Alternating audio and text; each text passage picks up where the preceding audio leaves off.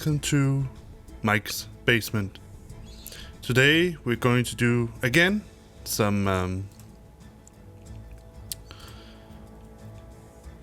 Train Sim World, and this time we're going to take a high-speed run from London Paddington to Swansea, and then probably some other runs. But for now we are going to try this out because I want to try a really high-speed run going 125 miles per hour in England. So let's dive right into it. And then we are probably going to try out some of the other runs as well. London to Didcot Parkway, Paddington to Bristol Temple Meads. There's a lot of different runs that we can do. These Old Oaks Common Depot to London Paddington, well, they're part of the game, but honestly I don't find them to be that interesting. But let's do London Paddington at 5:20 in the summer, because I think we should be able to see stuff. I have tried out the winters and they're quite beautiful, but they're also a bit boring actually. And then we might change over to some of the German runs, because those are actually also quite cool, and the trains there resemble more what I know here from Denmark than these trains here. But I do like these trains anyway, so let's do it. Let's go right into it. We are in the class 43 now. I'm just set up a few things. We need to set the headlights to, well, let's set them to day because it is daytime. Actually, I think we can just set them to markers. Tail lights, night, yeah, let's set them to markers. The wipers, we're going to set them to parked. We're going to set, just for fun, the climate control to something like that, because it's probably a warm summer day. Set the fan speed to 30%. Enable the DSD and the AWS. And brake test, we shouldn't use that. Let's just enable the gauge dimmer. Let's set the master key unlocked. And now we should recognize the AWS. And I'm not sure, but I'm trying to press the engine start. The train supply should be on. I think we should set train supply brightness to dim. Windscreen de-icer is not used at this moment. I think we have it all. So let's set the train brake to running. And let's get out of London Paddington. Here we go.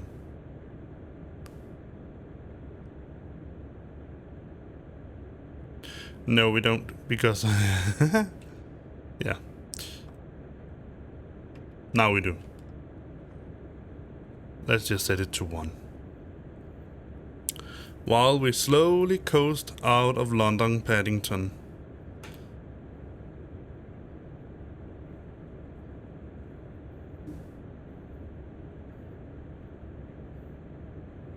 Now I must admit, I find these trains to be really beautiful. Look at this. Look at them. And look at me. I'm just looking out to the side. There are some German trains. They're not in this game. I really hope that they come in this game. They are called... why on earth do I have a lot of dropped frames? 2%. Oh well. Oh, it's going down. So I'm not sure whether it's a little glitch in the internet connection, because it stays put. Yeah, there are some German trains, locomotives, high-speed trains. I'm not sure whether they are actually in service anymore. They are called ICE, and I find them to be extremely beautiful. Beautiful trains. I know that here in Denmark we have the we have the old locomotives, the MI engines and the ME engines and all that. We also have new, and that's one of the reasons I also wanted to go into the German, perhaps the Main-Spassert, or the high rail something. I'm not sure what it's called actually. Can't remember. One of those, because those are also pretty beautiful. But the interesting thing about the cars that they use, the passenger cars, we have them here in Denmark as well. They are, we call them local trains. So we have intercity trains, and then we have local trains. I think that the back has been shaken up and down a couple of times, so there's actually not that much of a distinction anymore. But I think it's important to have in mind that we have okay cool trains as well. So but the German ones, I really love them. And one of the things with me and trains is that when I was not younger, because I actually still have them. Yes, going to acknowledge that I'm awake. That's what the train is basically asking me. Hey, driver, are you still awake? And I am. So yeah, that's it. Let's just keep it here at just about 18 miles per hour until we're out of the main part here, because they might change tracks for us, and even though they are allowed us to go 40 miles per hour, I think it's a good idea to keep it below. Actually, we can see that on the I tried to understand how the English running signals work, and I must admit it has been a bit of a test. But that's also one of the reasons I wanted to take this day run here, is that I can better see the signals. But I do know that part of the top of the signal will tell you whether they're going to change your track or not. Let's go to throttle 1 again. Throttle 2. I think we can increase the velocity a little bit here.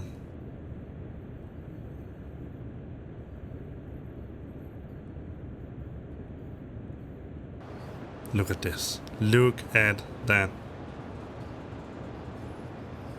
Unfortunately, we don't have a sunrise, but I know this is just going back and forth pretty quickly. And rapid transit, I think it's called. It's also one of the German lines. They are, to some extent, a little bit funnier to deal with. They are completely electric. No, they're not going to change our track here as far as I can see. Completely electric, and that's pretty cool because there's virtually no noise from them. You will only hear the noise from the tracks themselves. Yes, I'm still awake. I did actually try to do this without the HUD, because as you can see, we have 33 miles now to go, and I have basically all the readouts down here that I need. But I must admit that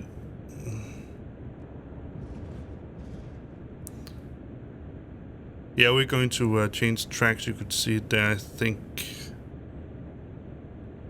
That should be us. So maybe I should... no, I think this is an okay velocity, but I'm going to take it out down to idle.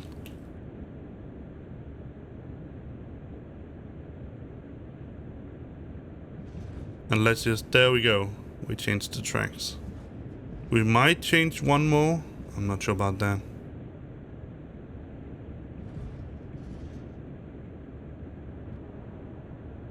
And then we're going to go fast. Yeah, we're going to change tracks one more.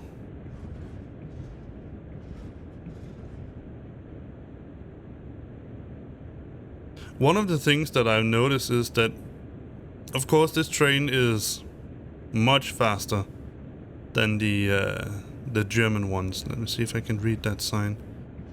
85.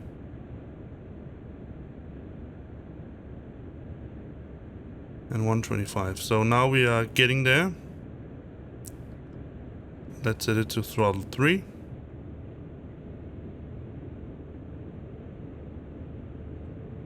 I think it's safe to go up in velocity now.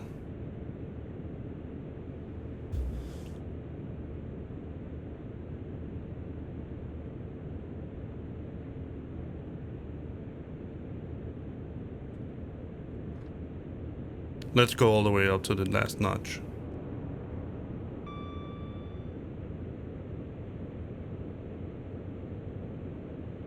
Wow. I must admit, I truly enjoy playing this game. There are a lot of games I enjoy, and I will show you them eventually. I have installed the PTU one more time. I initially deleted it for Star Citizen, that is. But then I reinstalled it because I read that they have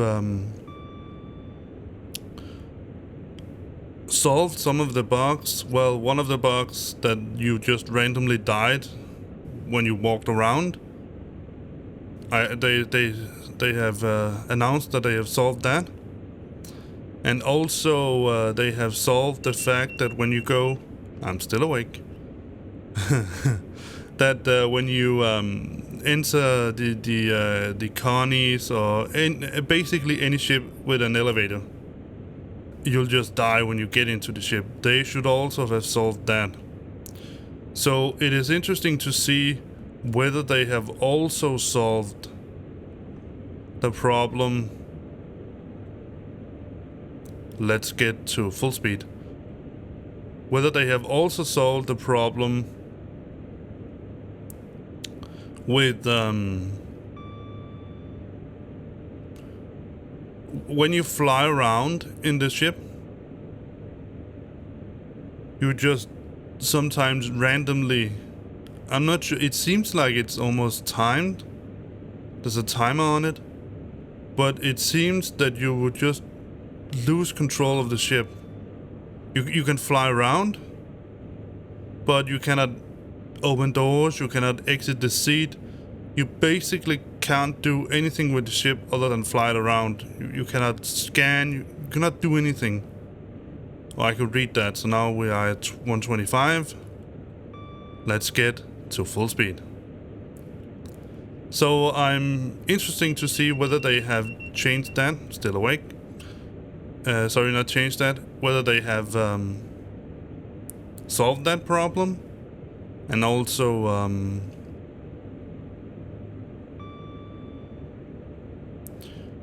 yeah, let's just to go into the PTU to help them figure out how to solve these problems that are there, because obviously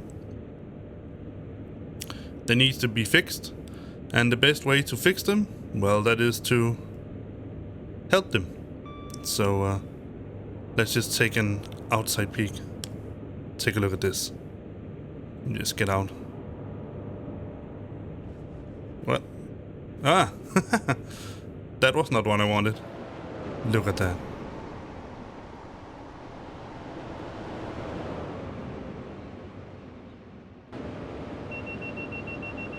Still awake. This is fast. Look at this. This is so beautiful. And it just goes swoosh by. So cool. I really love this. I don't know why I'm so interested in these high-speed trains. I think it's, well, I guess basically it's just a velocity thing, but they are beautifully designed. I think that's that's the main part of it. And also by doing these high-speed runs like this, you're going to see a lot of the, well, I know that I don't have a lot of windows here, but look at that. This is so freaking cool. We're going to do the same thing in the German one. I have 2 German ones, and for me, the German ones has two advantages. First of all, they certainly seem to be more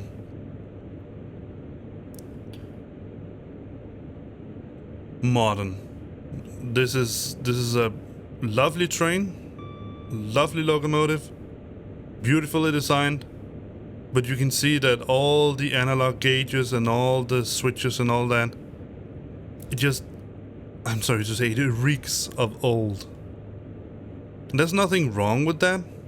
Old trains can be cool and beautiful as well, but you know, see, here's the problem.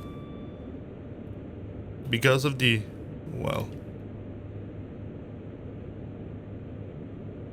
because of the sun behind me, I have a little hard time reading out the speed gauge down there. Still awake. I don't have any yellow light coming on, so I'm not sure why I got that warning. Let's see, 119. Okay, so we're not even over 120. And that's another problem. These analog gauges, they're quite hard to read out actually. That's a bit of a problem. But oh, this is so cool, going this fast. I love it. No speed reduction yet. This is 125, so we're about to, let's just set it down to 3 now. Let's coast a little bit.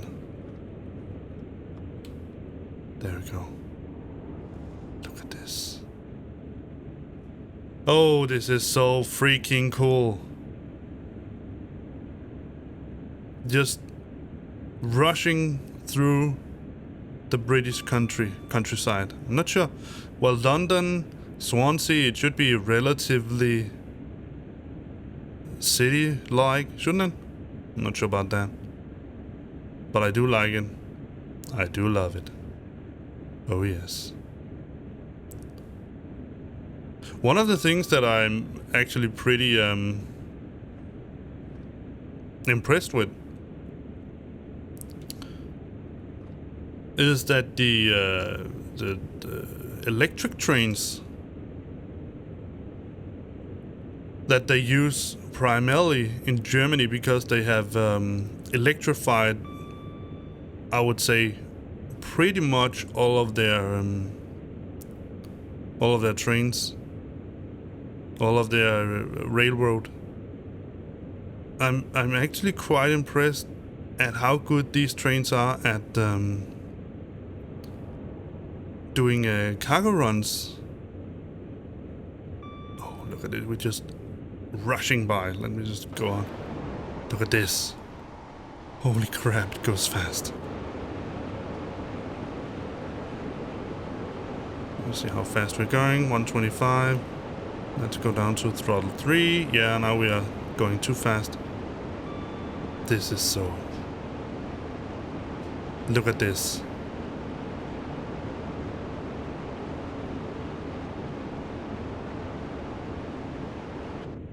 You could argue that by going this fast you don't get to see much of the countryside. I can understand that. I can appreciate that. But I must also admit, doing a high-speed run like this, yeah, you might not see some of the details when doing it. But come on, you will definitely see many of the parts of the country, and that's what I like about it. I also like the German trains. They react so quickly, and furthermore, which is actually quite cool, they have a speed pilot, so that you can set a given velocity, speed, and then they will give it to you. Let me just see how much 17 miles. Not there yet. Still green. And so, from what I've heard is that when you're driving these routes here, when you have a yellow light, as far as I understand the British Railroad signals, when you have 2 yellow lights, you should be aware that the next yellow light, the next signal might be a yellow light. And if you have 1 yellow light, you should be aware that the next light that comes will be a red light. That's how I understand it. But I must admit that from what I've seen, it doesn't really add up. Should be in throttle 4 now, yes. Let me see if I can gauge it from the gauge down there. It's a bit hard, honestly. This is so lovely. Morning train. Let's go down. Yeah, we're 125. Wow. I could actually get used to driving a route like this. It would be. Well, I honestly think it would be a pleasure sitting there and then just hitting max speed. Even the Danish ones, which go, well, definitely not as fast as this. I think the fastest the Danish trains go, the IC3 trains was at some point the fastest ones we had. And I think they go, I think it's 130 kilometers per hour. So that's way below this. I think this is 230 kilometers per hour. So it's or 250, something like that. So it's almost 100 kilometers faster, almost twice as fast. But yeah.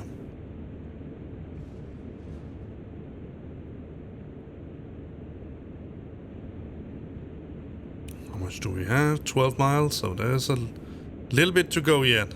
How fast are we going? 124. That's okay. We have a little incline, so I won't set it to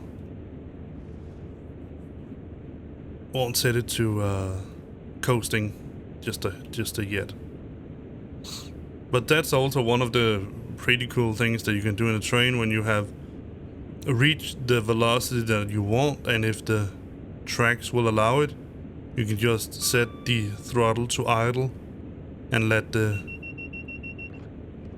train coast. It's just like if you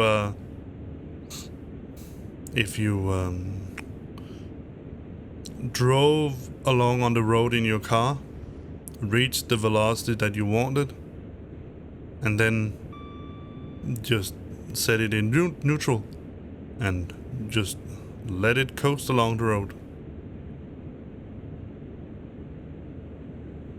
But the problem with doing that in a car, well, I suppose that would be that the roads for cars are much more the subject of tight turns and hills and valleys and all that, so your velocity would never remain the same. You could, and then you would need to apply the brakes in order to keep the speed limit, so you would just go, well, at some point you might go a little bit too fast, and at some point you might go a little bit too slow. So yeah,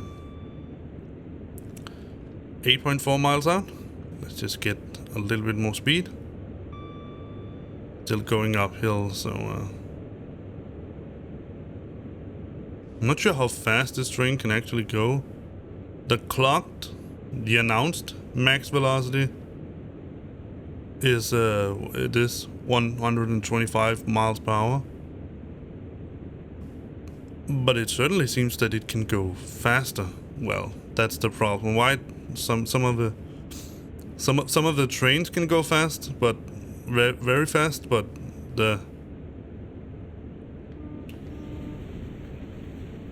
wow, look at it, we just bye bye.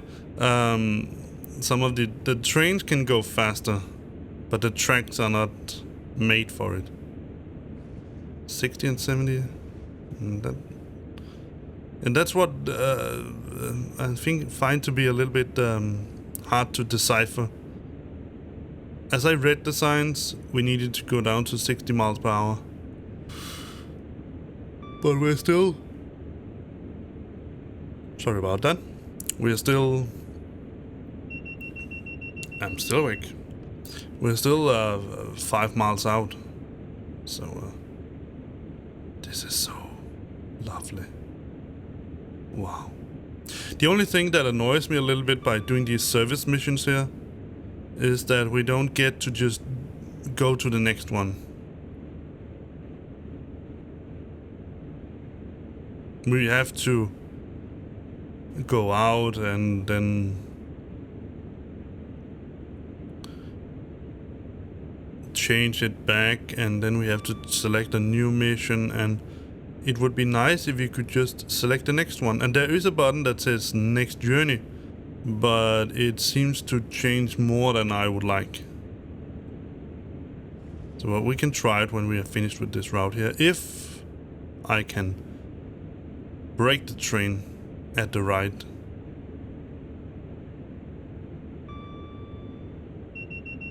place. Still awake.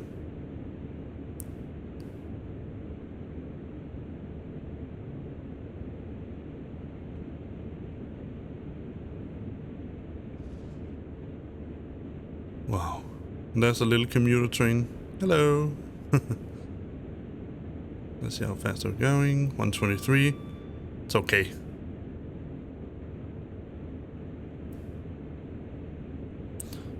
Still on an incline.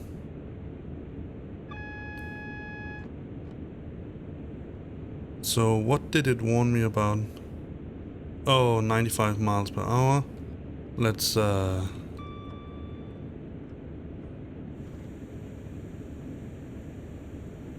the brake. Let's go full service. So we go below the 95 miles per hour limit. There we go. Oh, we're going to go to 60. So they're going to ease us. There were the two red lights, yellow lights. Let's go to 4.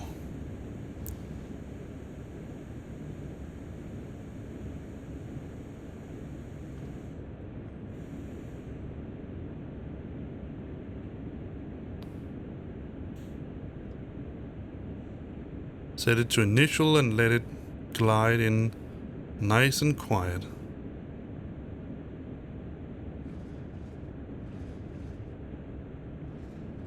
Because I'm pretty sure that they're also going to change tracks for us. Let me see, are we late? Yeah, we're a couple of minutes late. Still here? Yeah, you can see there. They're going to change track for us. We have one yellow light, so the next one is a red light. Just go to 2. So we go down to, yeah, 30 miles per hour. That should be reasonable. And the engine, the throttle is set to idle. So let's see if I can hit it in the correct spot. Let me try to do this without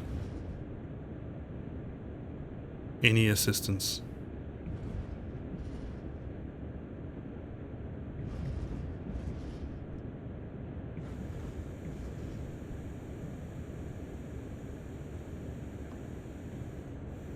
Oh, we can't see the positions that we need to go to. Let's try to brake it nice and quietly. All the way in. Still here. It's a big train, so it will take some time to slow it all the way down.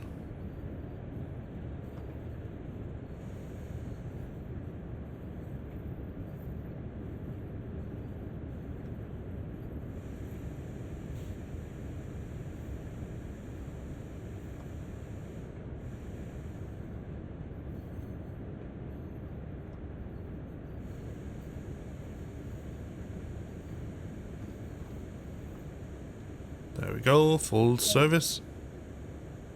And should I do anything else? Yes, unlock passenger doors. Unlock right. Let's go out and take a look. Look at that. Look at that. I wonder if we have to go any further. Where are we? This is what? This is Reading? Yeah, so we're going to Swansea. So, Swansea or whatever it's called. So we have to... Reading. I'm not sure what it's actually called. But, wow. Let's sit in the driver's seat. So we are not done yet. How nice.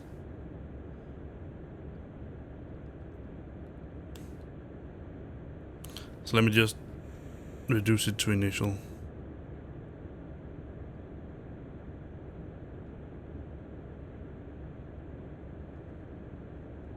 I will lock right. And that was it. So we're not going to go any further. A gold medal. How nice.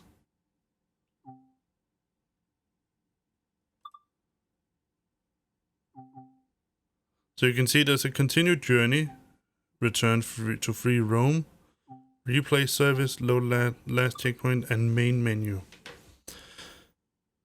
And that's the only thing that annoys me a little bit, is that you can't go any further in the... Let's go for summer clear and still take this one.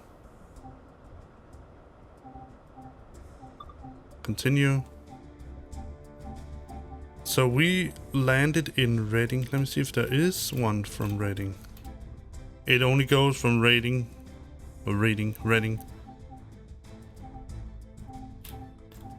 So I suppose we have seen all that. Let's go out. Let's do something different. Let's take this and see what we have in timetable. And I want summer clear, and let's take this one. I think this is the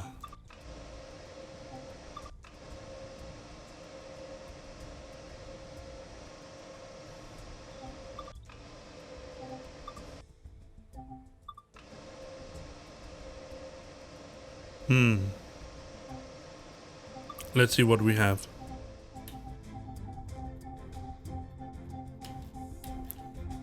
We have a lot of options here. Whoa.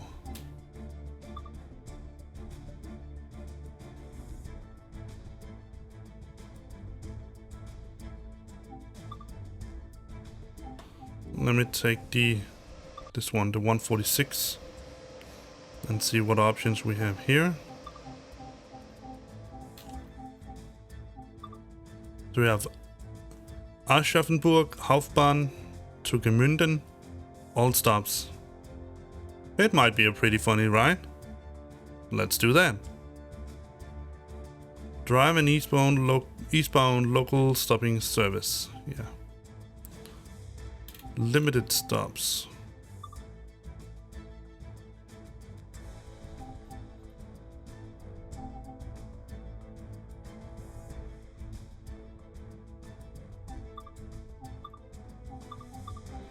These all seem to be sort of basically the same at different times.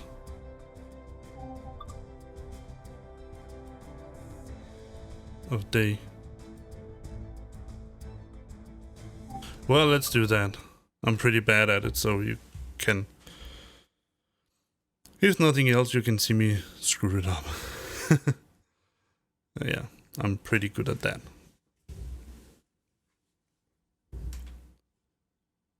So while I must say that the high-speed route from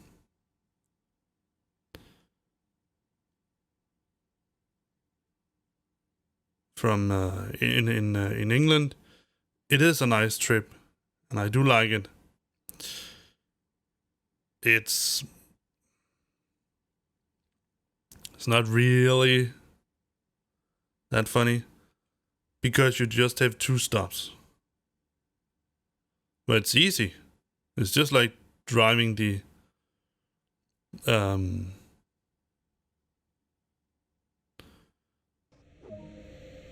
Alright, so look at this. This is what I would say is a modern train. So let me just see how much we have. Let's unlock. Right.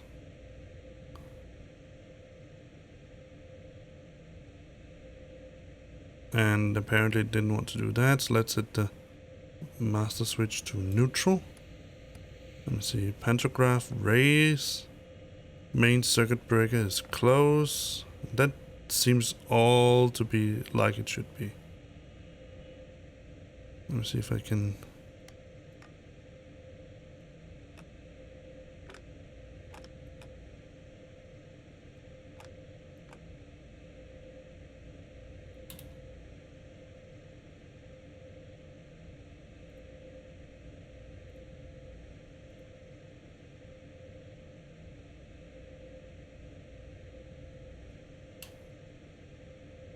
We are loading passengers and I'm trying to figure out how to enable all these security systems.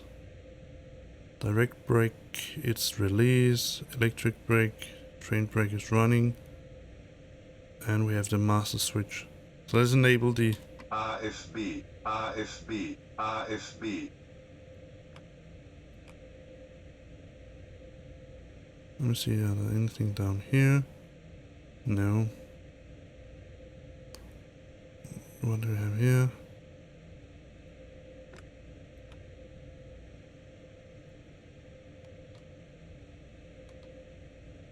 No shunting. Traction motor fan, automatic.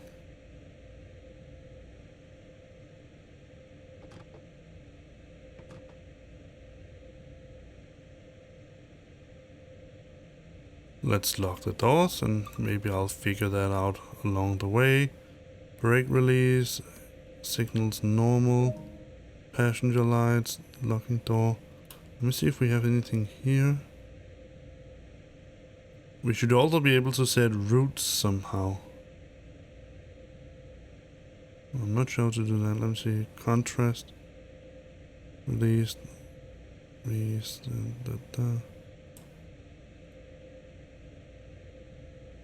On. It does say SIFA, so maybe it will work. Let me see.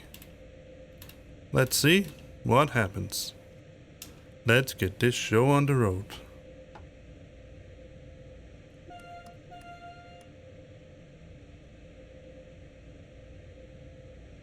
Oh, I didn't set the... let me see, throttle... AFB, we have something like that. There we go. And let's set the throttle to 23%. Alright, let's get going. Morning in Germany. Aschaffenburg Hauptbahn.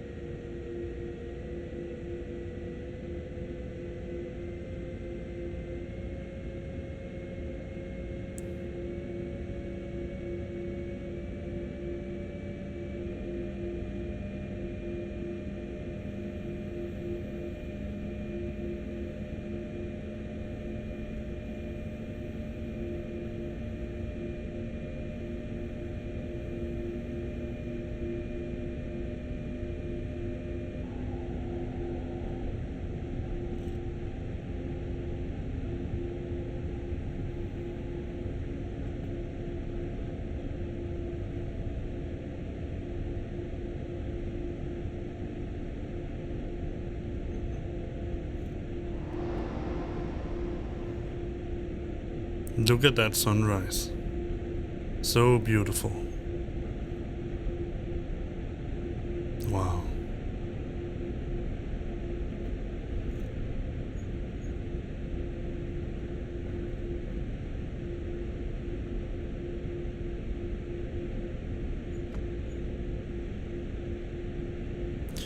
I can certainly understand why people might find this to be a bit boring, but I don't.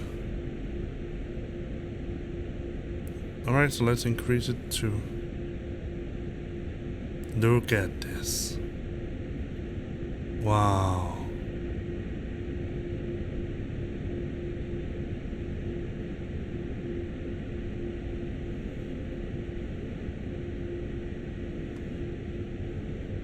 Let's see how fast this can go, because now it says that the speed limit is... Oh, it's 87. Oh, that's why. Let me just change that to metric. There we go.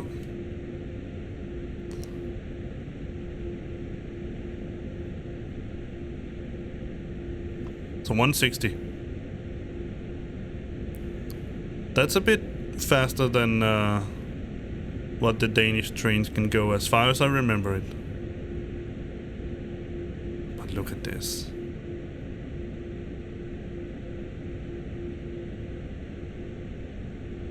Look at this.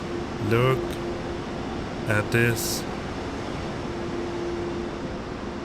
And these are the wagons that I talked about.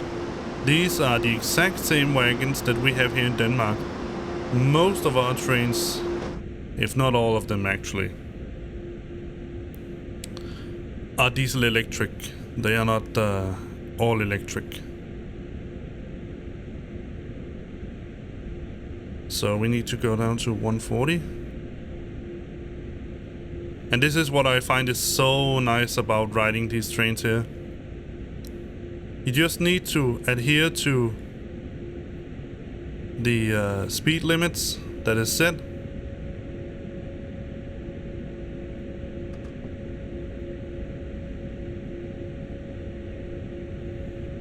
And then this is such a lovely, quiet ride. So 1 kilometer out, let's go down to 40. Oh, I forgot. Let's set it to full service.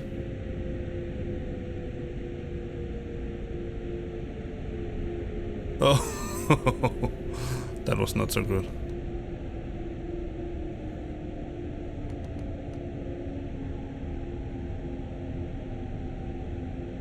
Let's set it to 50% throttle.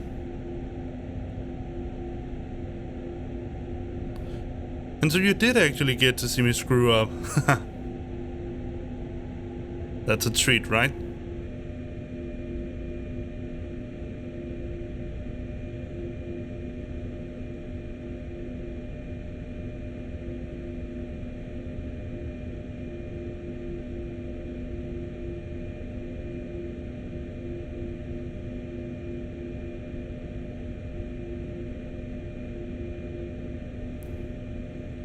Let it set it to off.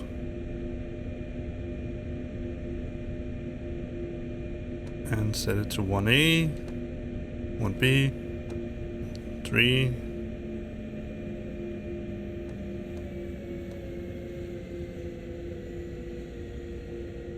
Nice and soft.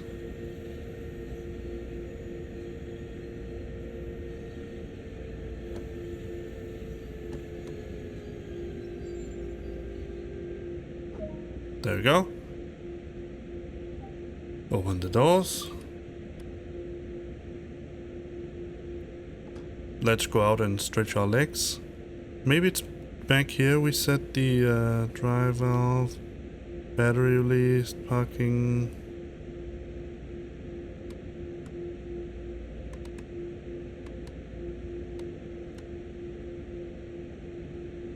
No.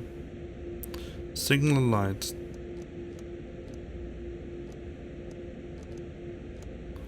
Headlights. Pantograph. Driver brake valve. No.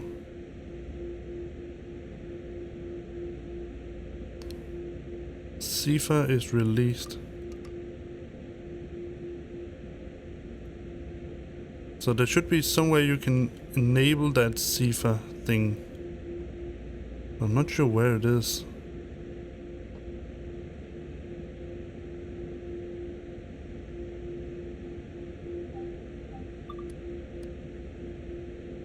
Let's set it to it is set the right way.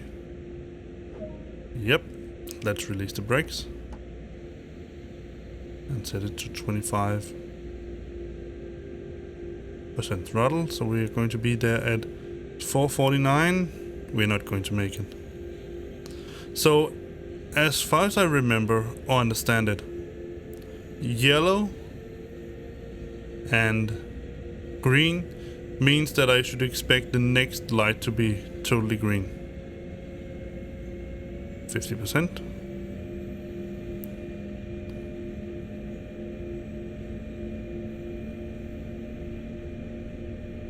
So I need to read the manual a bit more in order to figure out how to enable that CIFA. So there are two safety systems in a train like this. And now we need to be able to ready to increase to 130. And that's also the basic main line speed here in Denmark, as far as I remember. 130. Let's go to full throttle.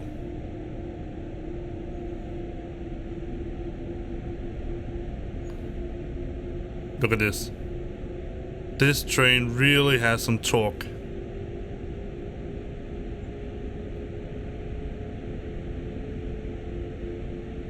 Two green means that we have green all the way.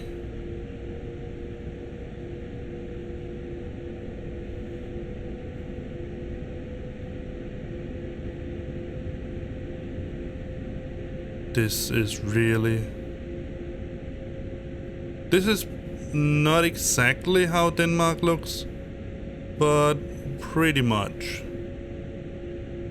We don't have as many and big forests as they have here in the... oh yes, that's it. So the first one is the main light, what I see right now. The next one down, the slanted one, is what I should expect the next.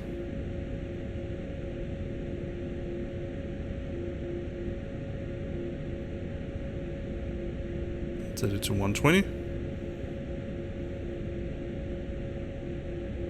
There we go. And let's brake, because we have a station coming up. Let's get it down to 40 or something like that.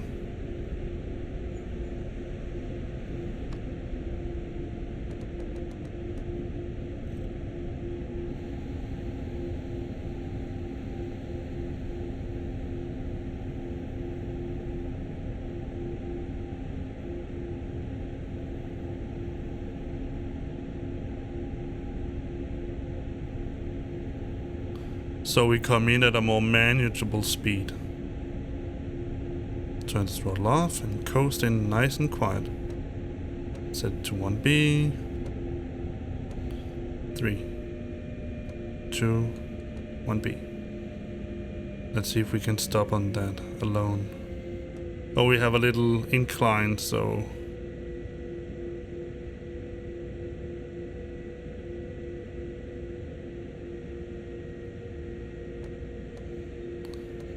Stop. Let's see, where's the...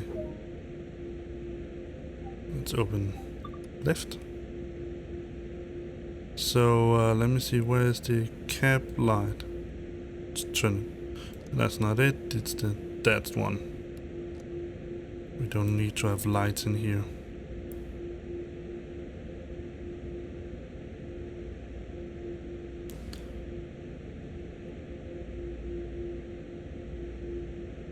So let me try to do it the right way, because the right way is to just set the speed control to 120 as we can. So the right way is to first lock doors here and then lock them here.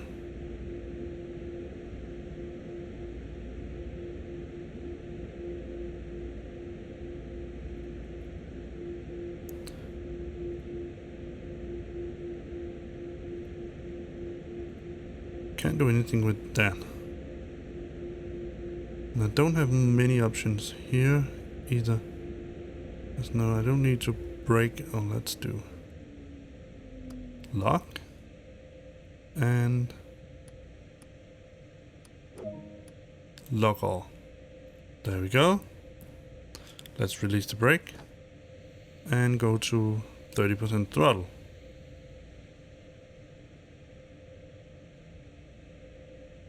No?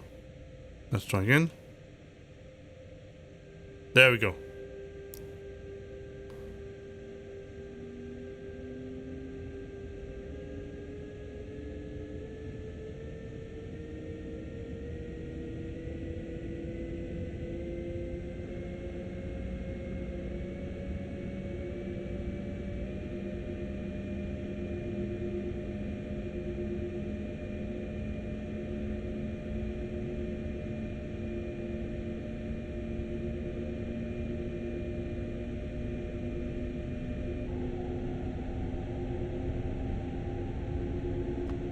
Max throttle.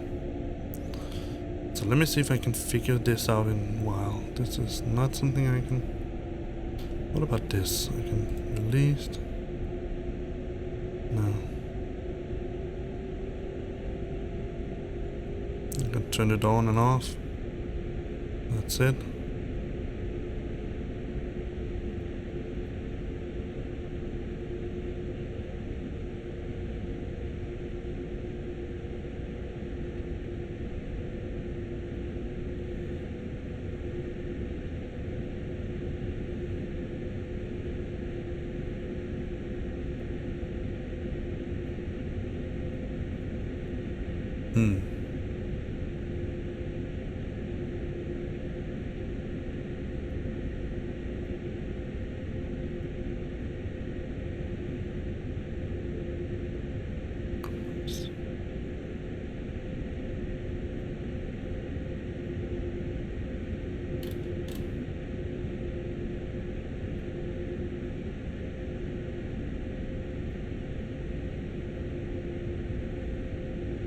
This is really beautiful.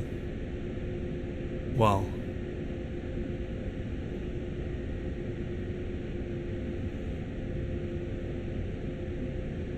Let's go down to 110. It was almost there anyway, so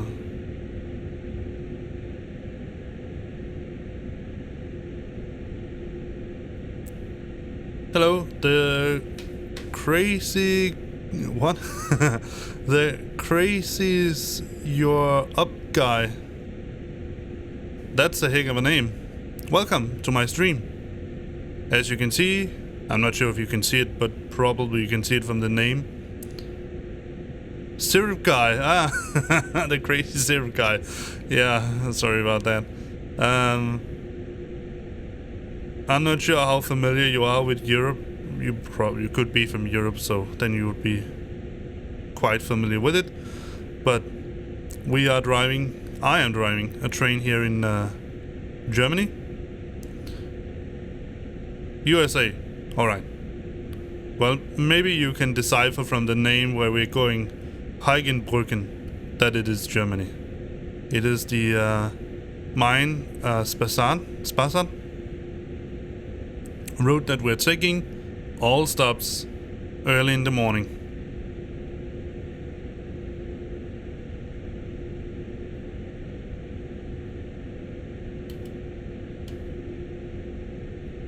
No, I like it this way.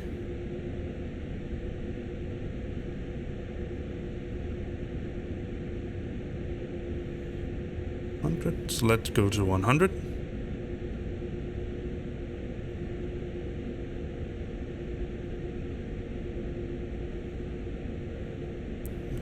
Then we go through a tunnel.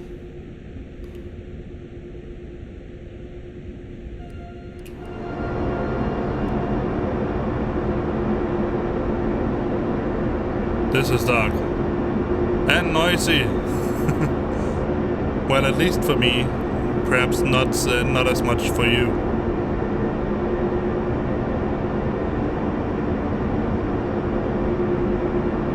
Let's go to 90.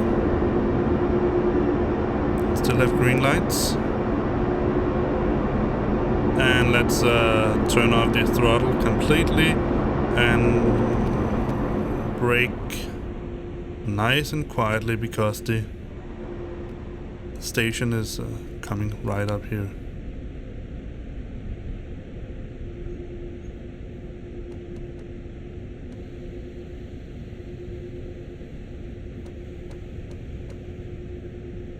You what?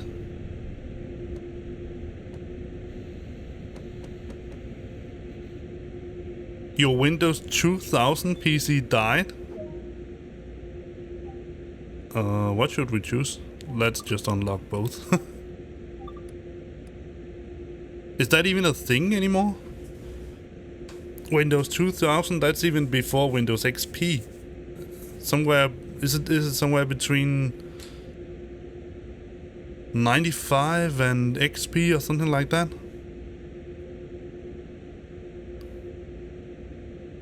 Wow. Well, my last computer was retro gaming. Yes, of course. That makes sense. Well, the problem is that you probably know that even XP has been discontinued from service, so if there are any exploits in XP from now on, they won't be fixed, and the same definitely goes for 2000. So, well, it's not a problem anymore because you said it died, but I certainly hope that you disconnected it from the internet or used a powerful... Oh, that was not it. Wrong way. So let's...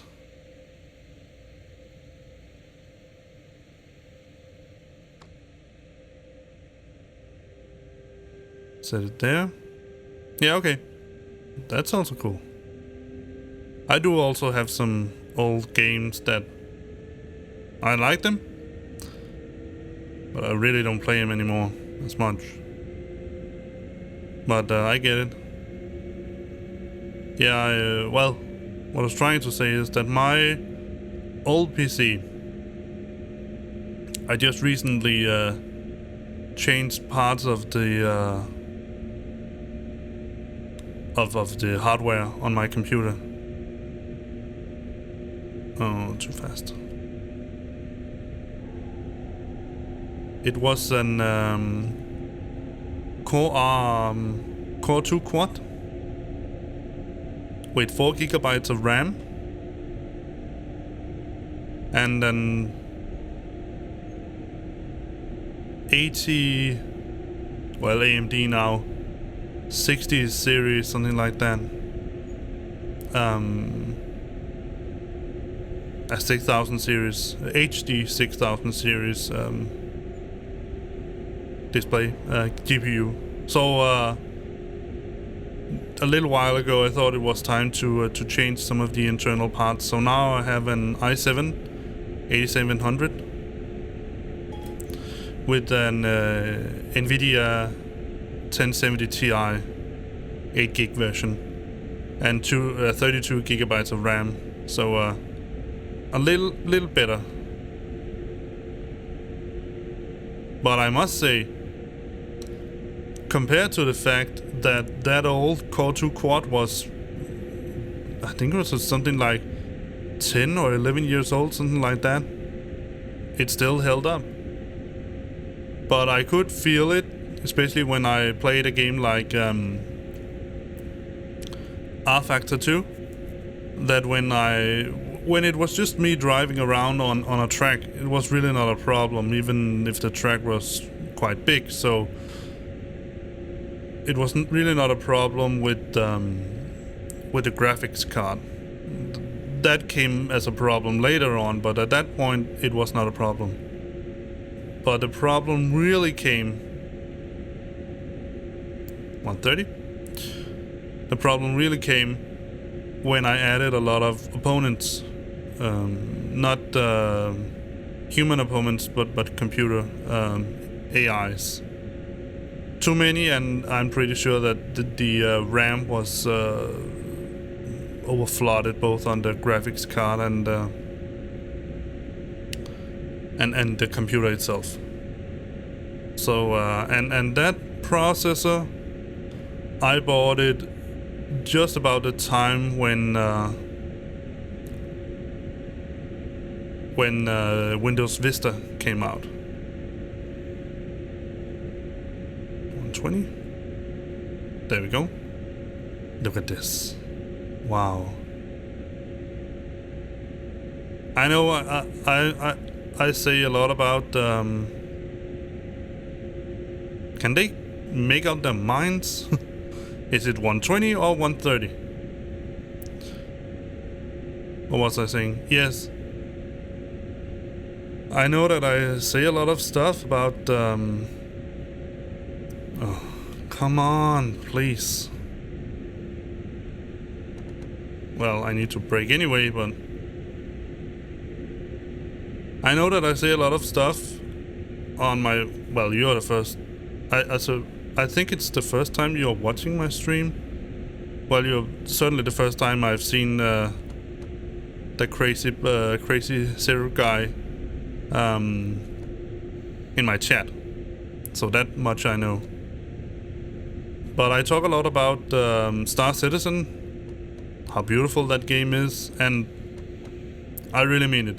I think it's a extremely beautiful game. Stop.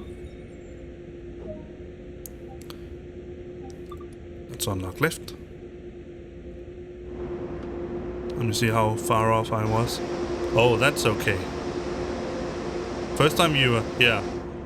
I knew that. I couldn't recognize the name, and since I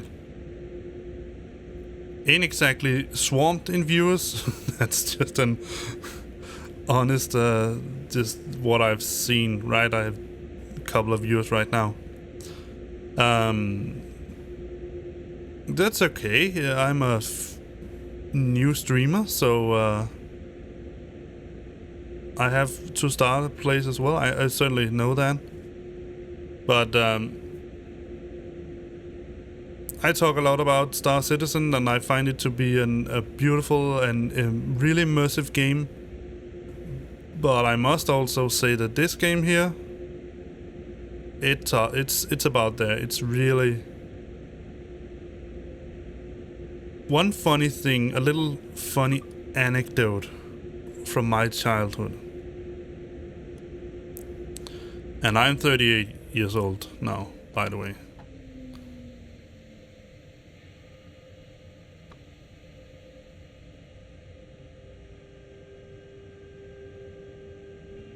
F1 199. Oh. I'm not sure if I ever played that exact game. I have played a relatively old Formula 1 game on my... Well, at that time I think it was on my dad's computer. And that was... Oh, now we're going to... My dad's first computer. Well, the first machine I ever played on that wasn't a Nintendo or anything like that, a console, but the first computer I ever played on, real computer, sort of, was my dad's old Amiga, Commodore Amiga. Yeah, no, not the 64. My friend had a Commodore 64, but you could. Well, I'm not sure how much you are into the lingo. You probably are, since you know the Commodore 64. But the names, that was an Amiga 500, but it was made by Commodore. So as I remember it, the Commodore 64 had that name because it had a whopping 64 kilobytes of memory. Wow. The Amiga 500 had 500 kilobytes of memory, so it was a beast. And finally we upgraded the memory on that machine to be a well, obviously it wasn't an Amiga 1000 because that was a different machine, but it had a memory capacity. Let me just go down to 100, resembling an Amiga 1000. But at some point that Amiga, well, it was simply just, it was not enough for my dad because he started an education at a relatively late age. I'm not sure what it's called in the US, but if I had to translate the Danish name roughly, it would be a social, I think it's social worker. Social advisor is the name in Denmark, but social worker. And so he needed a PC. And so he went into one of the Danish shops. I can't even remember what it was called at that point. And he bought an IBM Aptiva. And it was a 486 33 megahertz, sorry, that was a Danish pronunciation, megahertz, with 4 megabytes of RAM and 270 megabytes of hard drive space. That was an old machine. And I tried to play some games on it, and some games were okay. I had a couple of flight simulators, you know, the one with fighter bombers and all that, and not Microsoft. It could barely handle Microsoft Flight Sim. But then I tried to play Duke Nukem 3D, and it was hell on earth. Every time there were more than 5, maybe 6 monsters near me, I would get sort of a quarter frame per second or something like that. So every time I tried to sort of move around, it would be me just skidding around and then dying. I couldn't hit anything. But that was sort of the first computer that I played on, a 486 Intel 486, 33 megahertz. Then we waited some time and found the money. And that was before I began to build my own machines. Then we found a Pentium 2 machine. And I think, well, we did actually upgrade the IBM, so it had 12. I think we upgraded it to, whoa, shit. No, emergency, stop. No. Maybe I should shut up and drive instead. Yeah. All aboard! Or off board. Let me see if I can get it running again. No, I'm not going to reverse. Let's see if we can get it to go in reverse. Come on, go in reverse. Let's go off and then... I want to go in reverse. Come on. There we were. Just needed to unlock the brakes. Oh well. Like I said, you could be lucky to see me screw up.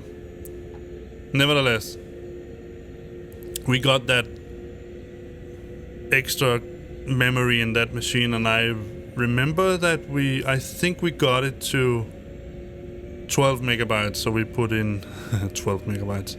We put in an extra 8, so we had a stick of 4 and a stick of 8.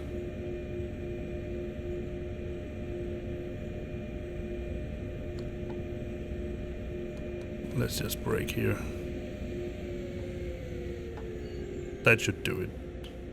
There we are. Unlock right. Alright, so yeah. And then we got that Pentium 2 machine. And you could say, fortunately, I'll just release the brakes a little bit here. Like that. And go to forward. Fortunately, some of the memory from that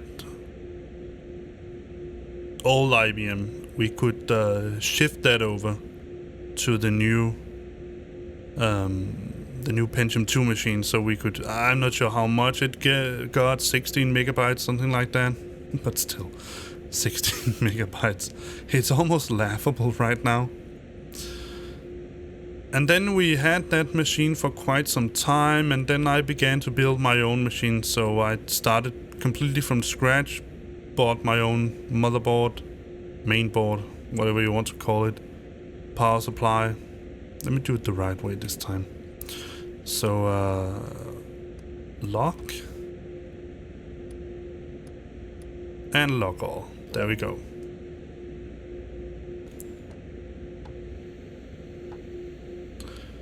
And we went forward.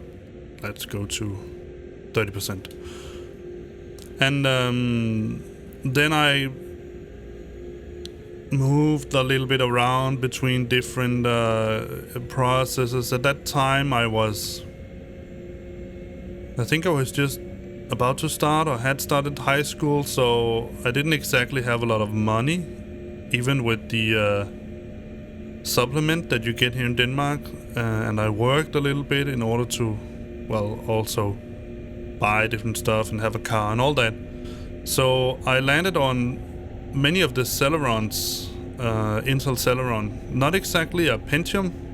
I think at that point we had the Pentium 3 perhaps, something like that.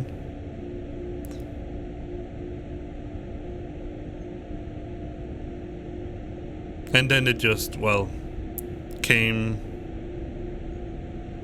a little by little, until I, at some point in time, got enough money that I thought, now I want something really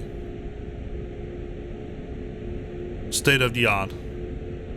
So at that time, it was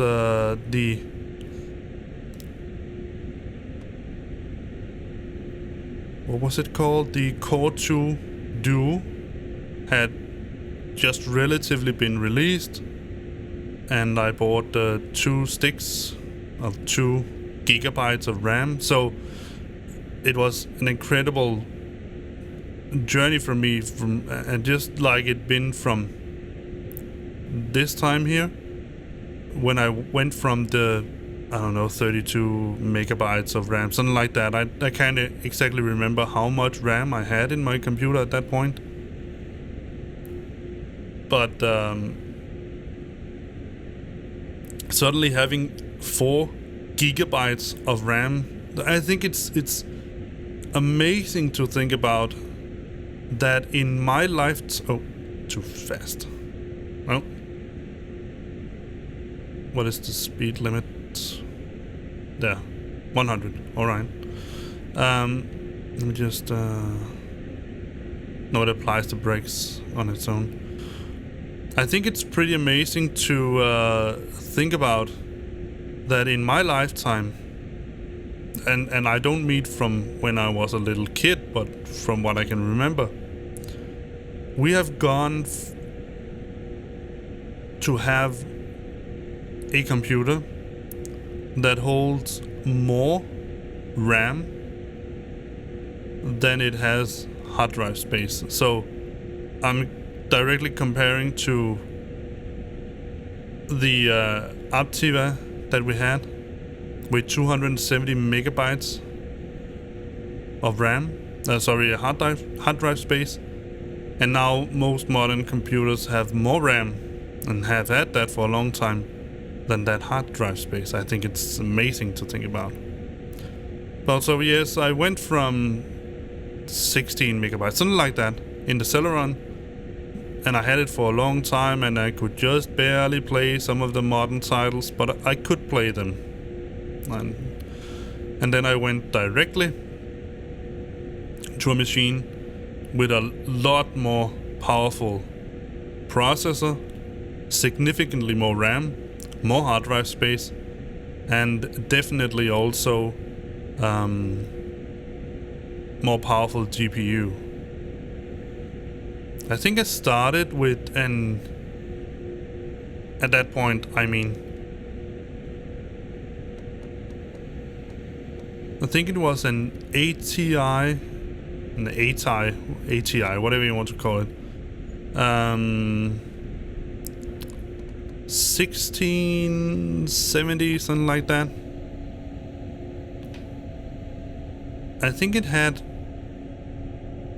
might have 1 gigabyte of VRAM, not more than that. Maybe it was 512, can't exactly remember it. But it was before the HD titles. Well, of course I could say that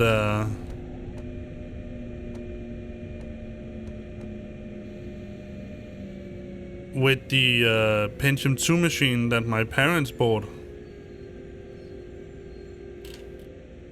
So let's unlock to right.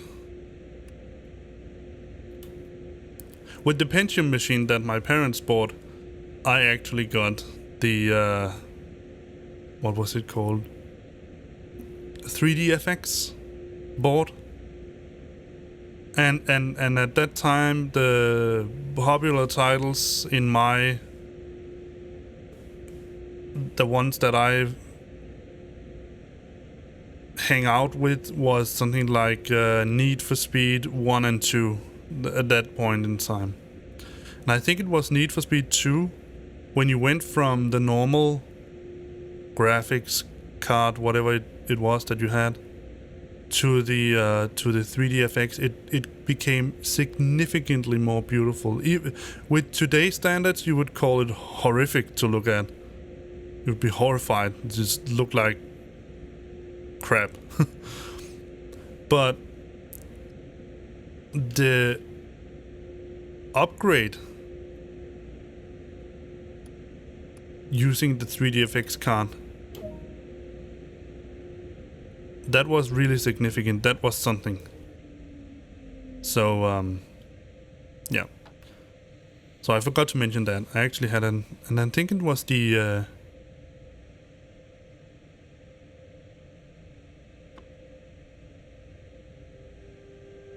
I think you could couple them. That was a new thing. So if people think that, I'm not sure who came first with, whether it was Nvidia with the SLI bridge or AMD's or ATI's bridge. I can't remember the name of that.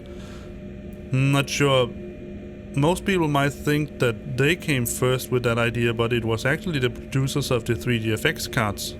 It wasn't exactly a bridge, because you just put two 3DFX cards into your machine and then couple them together. But it was a coupling, and it was a method of making two graphic cards work together. No, actually you did couple them together inside between the graphics cards, and then I think it was the lowest one you used. So you put in it was an interesting thing because it could only make graphics for games. It couldn't do anything else. So you took the output from the VGA that you had. Oh my god.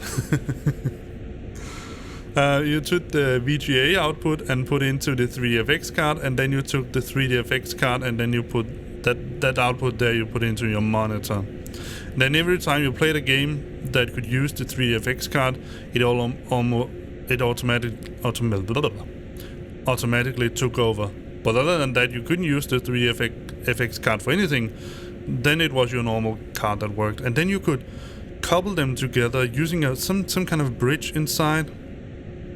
And then you would, as I remember it, you would choose the lowest. If you looked from above your computer, you would take the lowest one, and then couple the same coupling. So your normal graphics card into the lowest 3DFX, and then from So I had that, but I didn't have two. I only had one, and I think it was the 8 megabyte version. Wow. 8 megabytes of VRAM. And now my card has 8 gigabytes of VRAM, so it's 1,000 times more RAM. Yeah. So, but if you know the Commodore 64, you probably know the same journey through the electronic world as I have been. And also some of the F1. It could be that it was the 1999 title I played. Again, if you I had a NASCAR game that I played, and again, I think it's funny to think about that if you took a relatively young person today, and you put on one of those titles, just like TIE Fighter, something like that, the first TIE Fighter games, all that. If you place them in front of that game,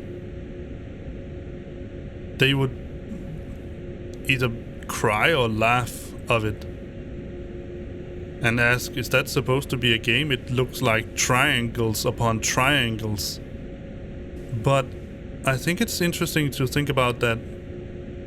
When I first saw that game, it was extremely convincing. Just the idea that you could actually play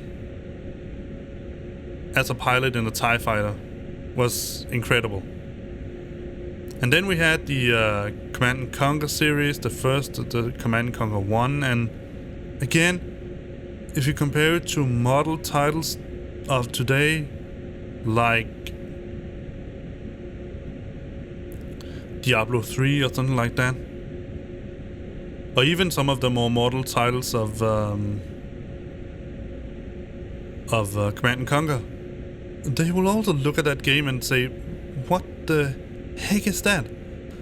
It looks like crap. Why? How can you play it? And also the NASCAR.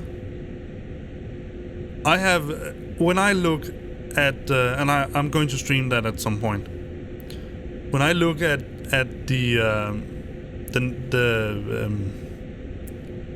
R-Factor 2 game that I have, and I must say, honestly, since they have changed the group that makes the game,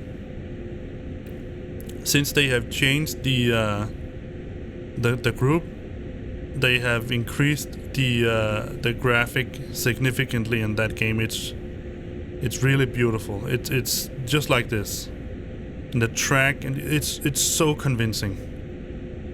And then I have a steering wheel with just break down nice and. I have a steering wheel with force feedback. Well, that's not something incredible, right? Most people have that.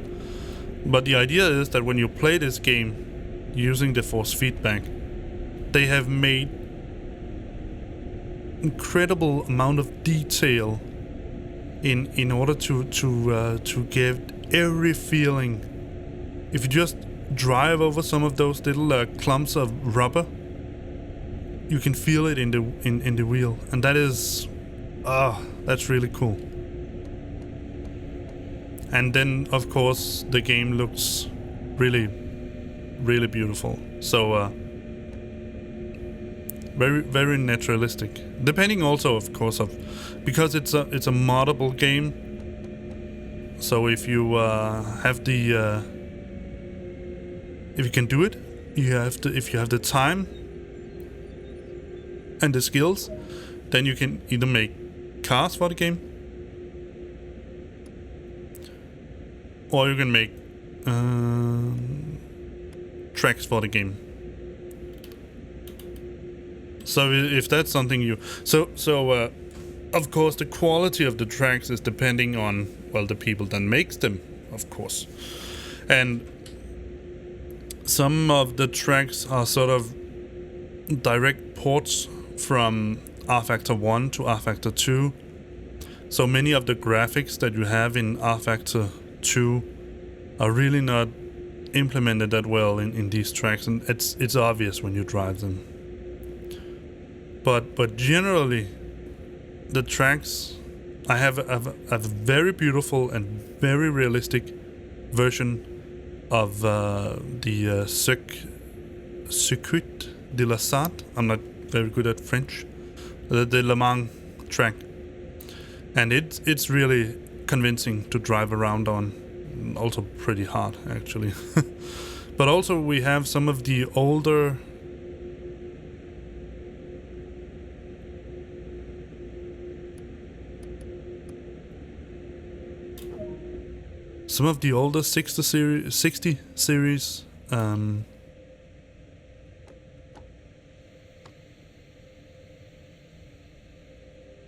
tracks and cars. Some of the old Formula 1s and Formula 2 cars.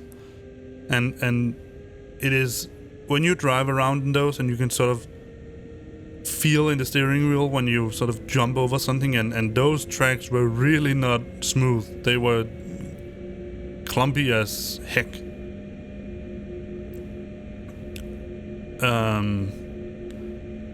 And you can hear sort of the wind in your ears when, especially if you have headphones on. It's really cool. And to think that safety for the driver at that time, that was a little rubber helmet that they had on, and the car in itself, the Formula 1 cars that is, they were basically some kind of metal tube with a huge engine slapped on the back and then wheels on the side.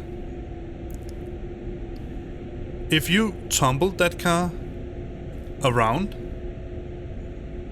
you wouldn't even just scrape your face. Half your body would be ripped off by the tarmac. So it's the asphalt, concrete, whatever you want to call it. I think it's asphalt. But to think about that was safety. And now they have all kinds of different devices on that prevents them from getting whiplash, and the suits are fire resistant and all that. Well, it doesn't exclude the possibility that people die. I know it's a bit time ago, but for instance, Ayrton Senna died on the track. Just forgot to remember to. And I know it's not a modern Formula 1 car, but it's definitely more modern than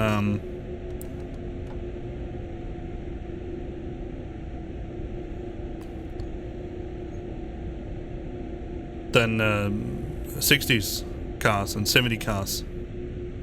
But I'm going to show that here on my stream as well at some point, and then you can see how terrible I am at driving race cars as well.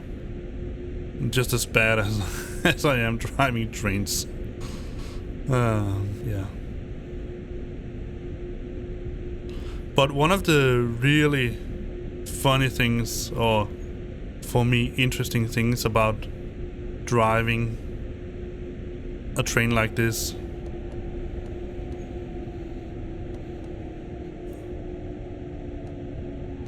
can show you that when we Stop the train and open the cars.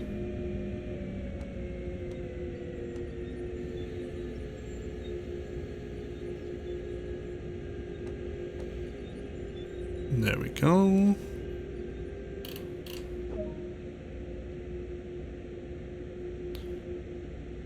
Yes.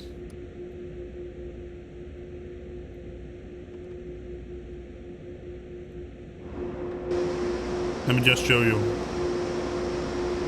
If you see past that engine,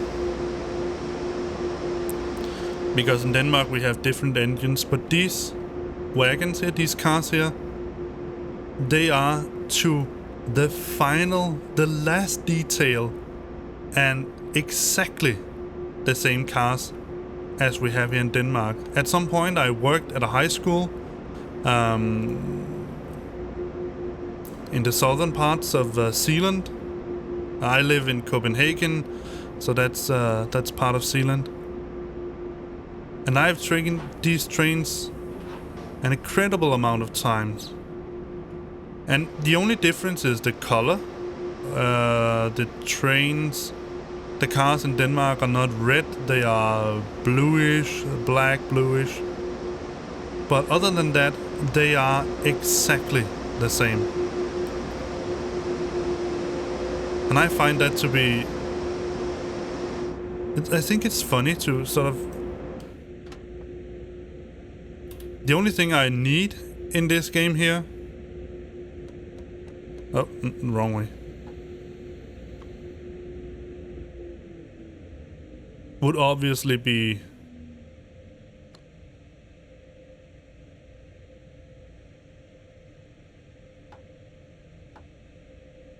Huh? Interesting. That would obviously be... oh, I haven't locked the doors. So maybe it's the...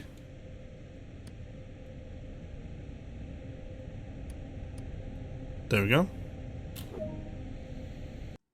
That was the final part. Alright. So, obviously... I think that...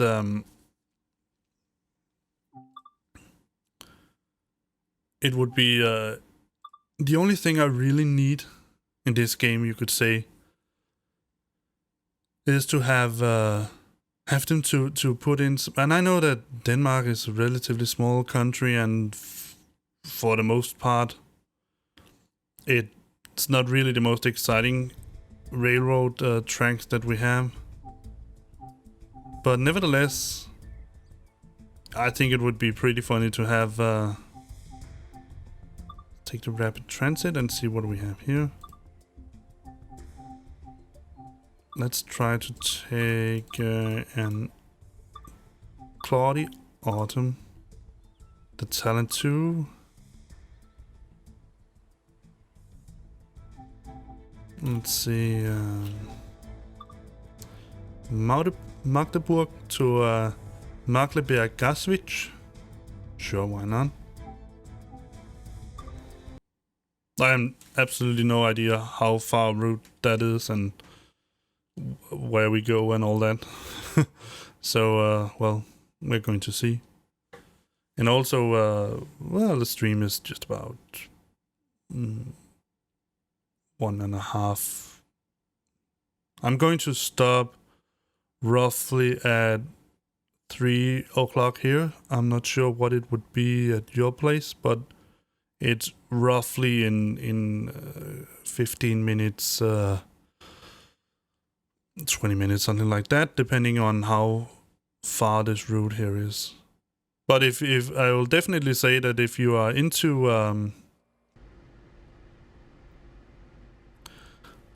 let me see where we put on battery, and all that is turned on here. So pantograph, let's raise it if it's not raised, and the main circuit breaker should be closed. That's the tempomats and different lights on for passengers. Cabin light, yeah, let's just keep that. Sander off.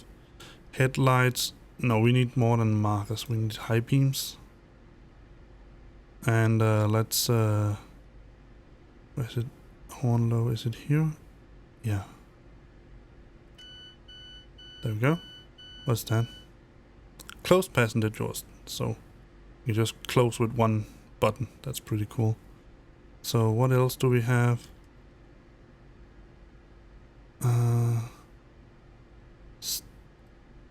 Station released.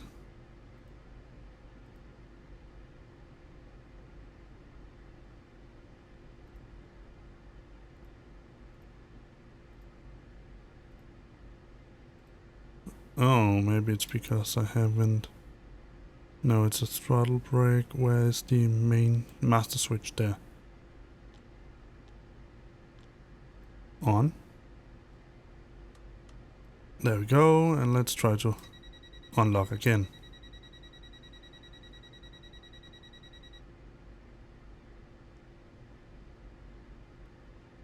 Let's see. Oh! Do it like that. There we go. Alright. Good evening, Darren. Nice to have you with me. If you are particularly interested in seeing people completely screw up an otherwise lovely, nice train, then you certainly have come to the right place. I'm currently trying to figure out how I should add a station. So...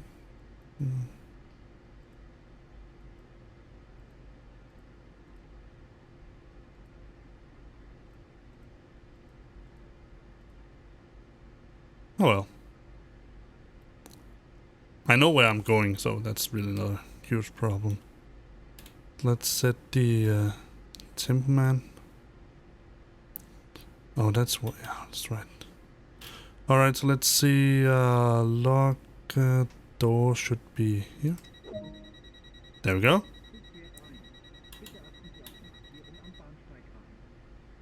Bitterfield. Add a station. Yeah, you should be able to add a station over here. It says that in the manual, but it's not really important because you have the head-ups display, but yeah. Alright, so let's see. 130 I think the limit is, and everything should be released. Let's try.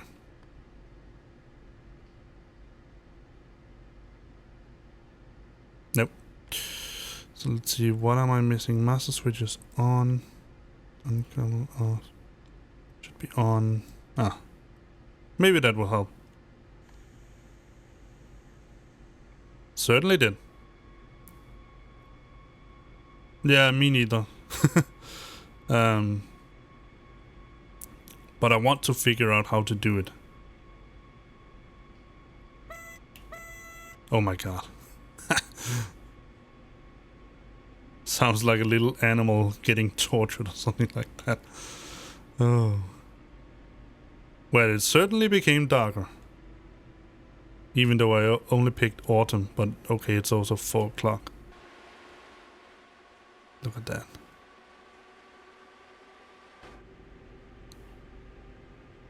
Modern trains. I love that.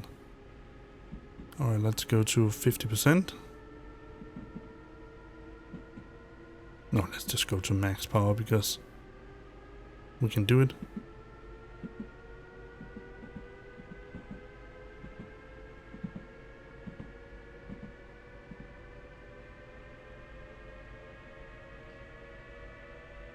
So I just have to study the manual a little bit more in order to figure out how to add these stations. I haven't read the manual enough to know what the difference really is. But I just want to know how to do it. 120, alright. So let's set the timer at 120. There we go. I really like that you can do this. And sort of like a speed pilot or velocity pilot, I'm not sure what it's called. For trains. Let me just turn off the internal lights here. Let me see, where's that? Headlights, cabin lights, off. Do it like that, but I don't want that. Wow.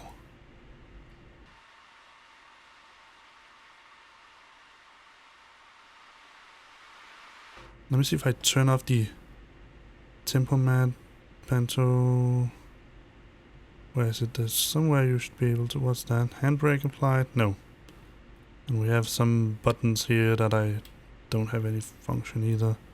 Master switch, tempomat, passenger lights. Let's turn them off. See what happens. Nighty night, people. Oh, wow. Hello. No. I think we should give them some lights. Interesting. Oh well, now we're here. Let's do something crazy.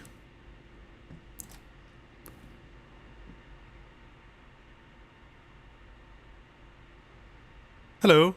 Are you enjoying your ride? I'm the one controlling the train. Oh wait. Oh!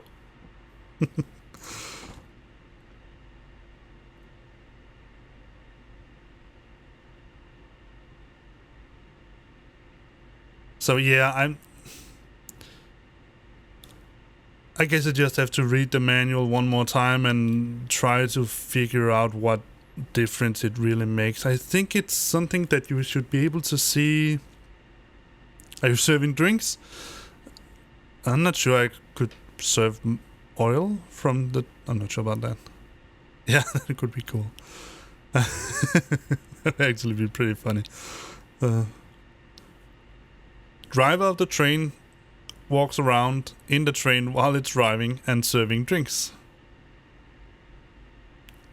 It'd be interesting to see when the first passenger asks, well, shouldn't you be controlling it? Well, in all honesty, I haven't engaged any of it because I haven't figured out where the controls are in this train here yet. There should be somewhere around here, wiper speed and all that. Perhaps it's on the back here, a couple of controls here on the back, where you should be able to set, yeah, CFA isolation, and so maybe we should do that at some point. You have the PCB, different safety systems for the train. That basically means that it's a PC. That basically means that you could you could actually, as a driver of the train, it will probably be completely illegal and you would be fired and prosecuted and all that jazz, especially in Germany. But all those safety systems that are coupled to the driving lights and all that, the running lights, would probably mean that you could just easily stand up from the driver's seat and serve drinks to the passengers. And of course, what would happen is that when the train passed a yellow light and expected the driver to acknowledge that light and reduce the speed, it will engage the emergency brakes and then all the drinks would be spilled all over the place. But basically, it would be possible to do it. So, yeah, I'm not really fond of consoles. Well, that's not really true because I have had a Wii and a Wii U. Did you see the double-decker train? No, I didn't.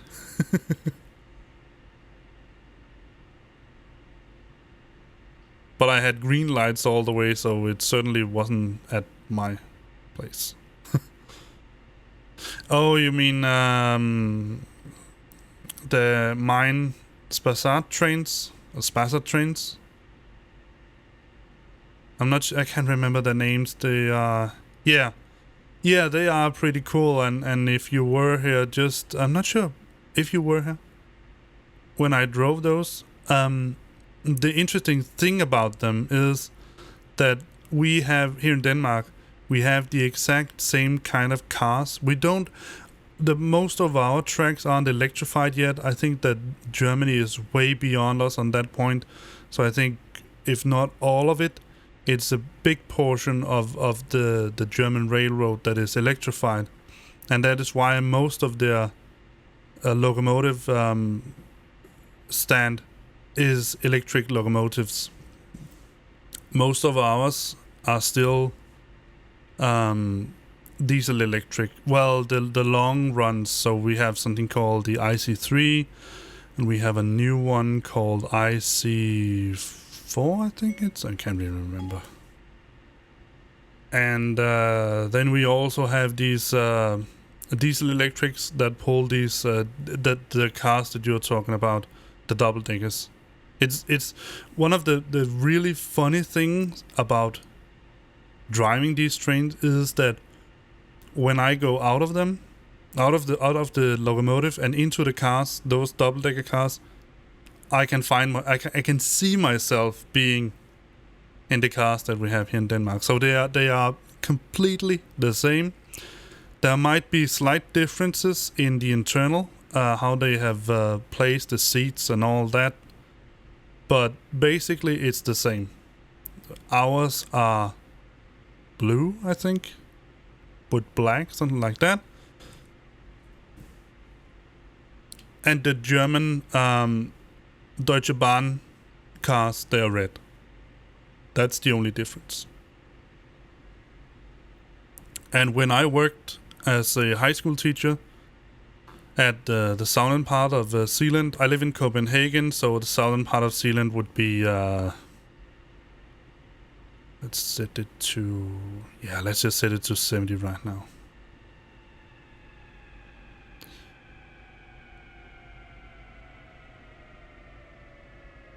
I know we have a kilometer to go yet, but still.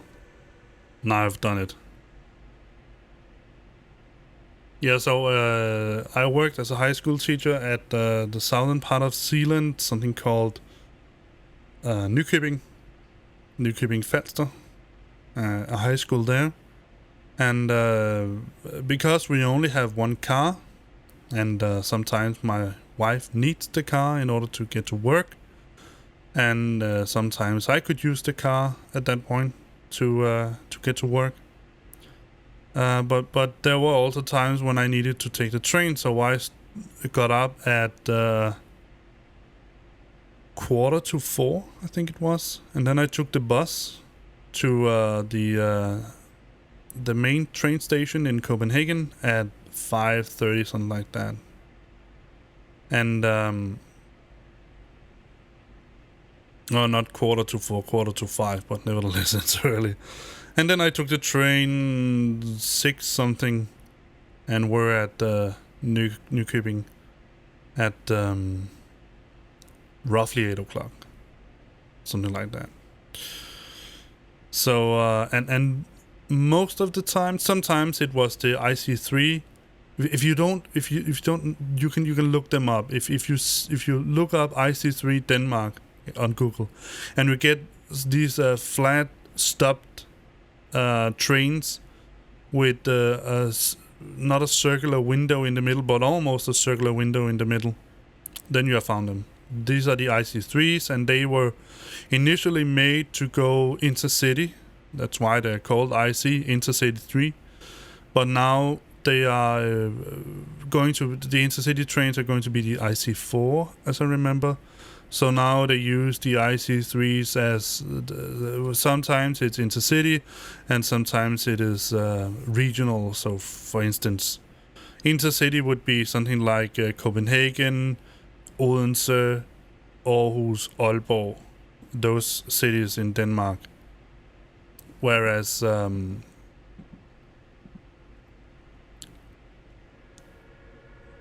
the regional trains, well, that would be something like the smaller cities. So, for instance, all the stops in on Zealand, something like that. Sorry, too far.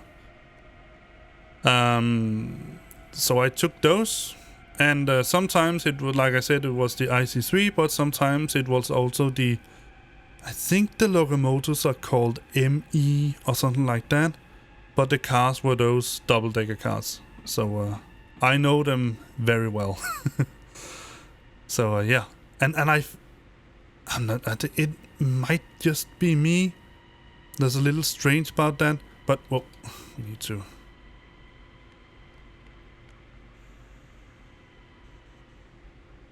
Let's just apply it full.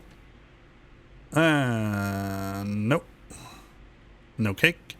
Like I said, you got to see me screw up. Stop. Oh, that's because yeah, I forgot. These have a different kind of open the doors. And that's the indirect brake. It only works on the... Yeah, I'm just... Oh, no. Let's go into reverse. See if we can get it to moving now.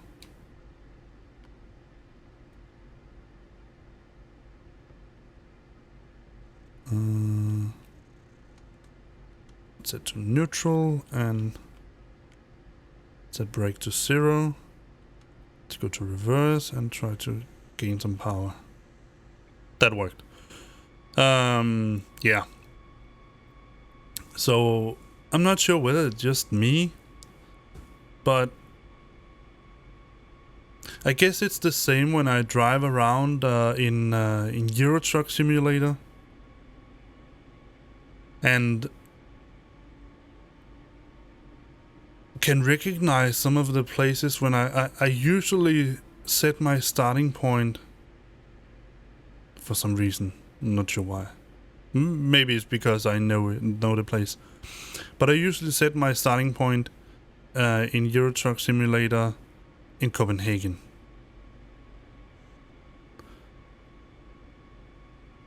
Yeah, so maybe it's because it's something I know and familiar with.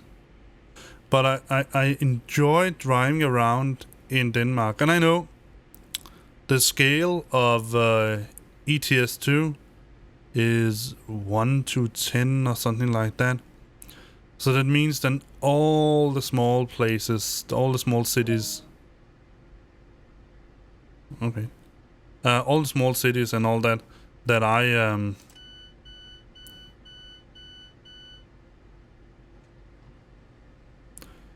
that I know from my childhood, they are not part of ETS2. It's, for the most part, just the major cities. So it's Copenhagen, Odense, Aarhus, Aalborg, and some other relatively large parts of Jutland, those cities. But still, taking the route from Copenhagen to Germany via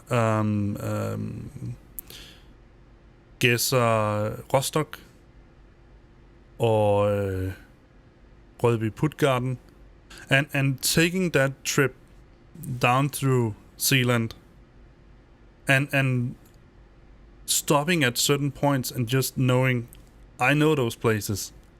That's what really what I really enjoy about it. There we go. Let's see if we can do it a little... I can do it a little bit better this time. Let's... We are in forward, so...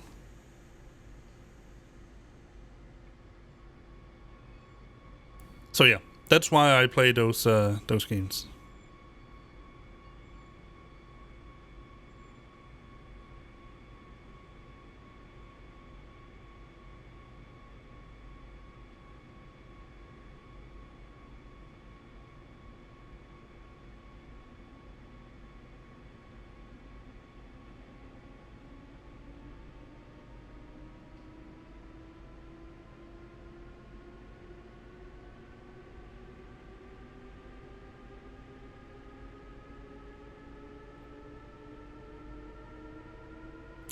Let's go to max power. And I do hope to see you again, Darren.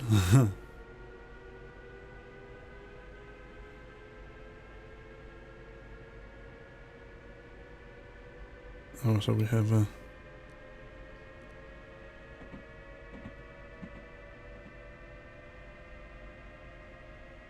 set it at 120.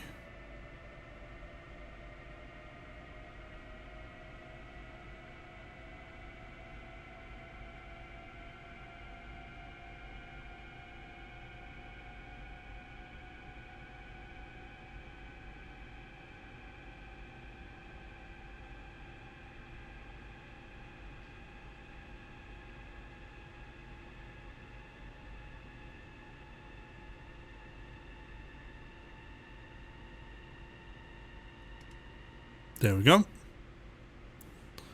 120. I really enjoy that you can do that. So in 2 kilometers, we're going down to 60. Look at this. Wow. This is so freaking beautiful, even though it's nighttime. Look at these trains. Look at that. Wow.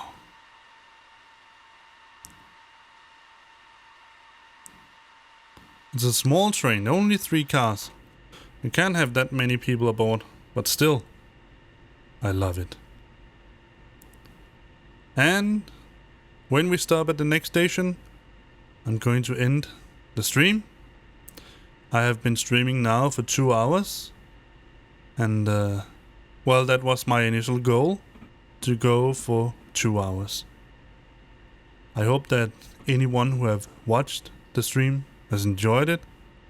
As always, I enjoy playing these games, and if you enjoy watching me playing them, showing you all these different kind of things, then please like and subscribe all that you can. That will help me so much.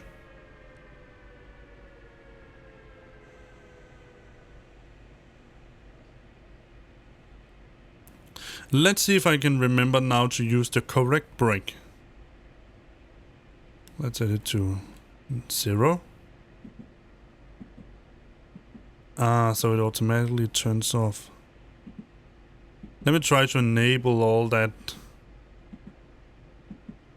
thingy while we pick up passengers here.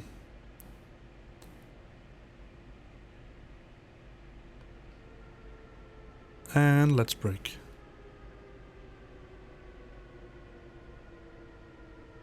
The sounds are so convincing in this game.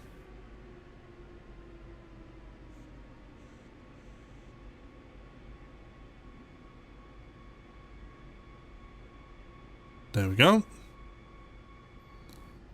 Let's open the door.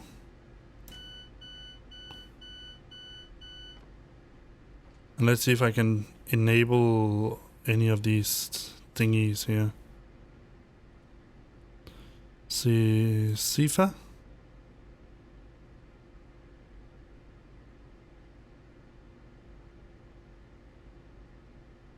So there's a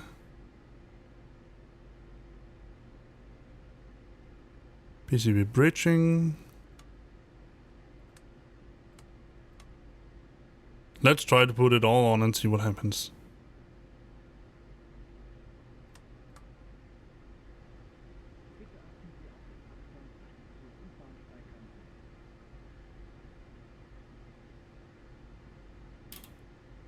And I have PCB 85 here, so it is enabled in some way.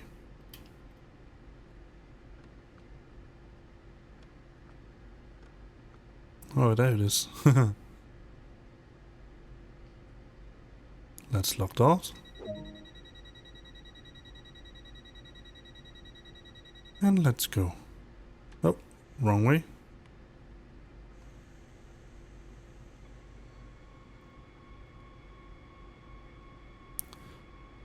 These trains, they are really easy to drive. So what does it say? Überwachung. So I can only go 785, 785. I'm not sure why it does that. But it should stop me if I try to go faster than 45 kilometers.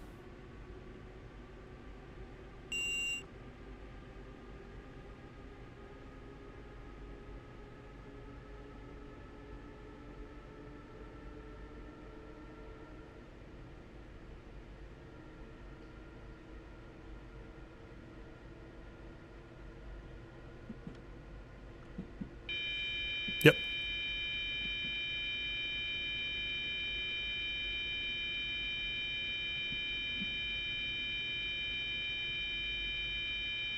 So I definitely need to get a little bit used to that, and I will do that on my own.